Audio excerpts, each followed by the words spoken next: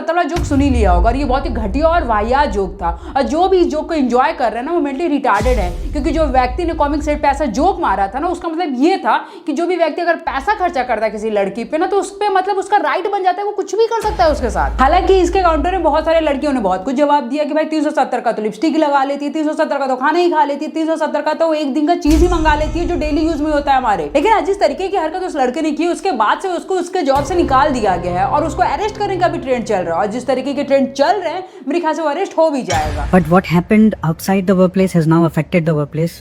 And I have the responsibility towards the company, our team, our client. No doubt उस लड़के ने जो भी करा वो बहुत ही ज्यादा गलत करा, लेकिन बात यहाँ पे ये आती है कि अगर आप वल्गैरिटी को मोनेटाइज करोगे तो वो भी उतना ही गलत है जितना गलत ये जोक। आज के डेट में लड़कियां इंस्टाग्राम पे अपने वल्गैरिटी को मोनेटाइज कर रही है प्रीमियम सब्सक्रिप्शन के नाम पे कि भाई आप 370 दो या 400 रुपए दो और मैं आपको वो चीज दिखाऊंगी जो बिल्कुल ही प्राइवेट है या बिल्कुल ही वल्गर है, हम आम भाषा में जिसको कहते हैं। तो ये भी उतना ही गलत है। तो मेरा पॉइंट यहाँ पे इतना है कि आप आवाज दोनों के लिए उठाओ। अगर कोई व्यक्ति किसी लड़की को ऑब्जेक्टिफाई कर रहा है तो भाई आप उस पे भी आवाज उठाओ और उस पे भी आवाज उठाओ अगर कोई लड़की ये प्रीमियम सब्सक्रिप्शन के नाम पे अपनी वल्गैरिटी को मोनेटाइज कर रही है। अगर आप सिर्फ एक पक्ष की बात करोगे ना तो आप फेमिनिस्ट कहलाओगे, लेकिन अगर आप दोनों पक्ष की बात रखोगे तो यहाँ पे आप इक्वालिटी कहलाओगे। बाकी आपकी क्या राय है आप कमेंट सेक्शन में जरूर बताएं और इस चैनल को सब्सक्राइब करके जरूर जाएं।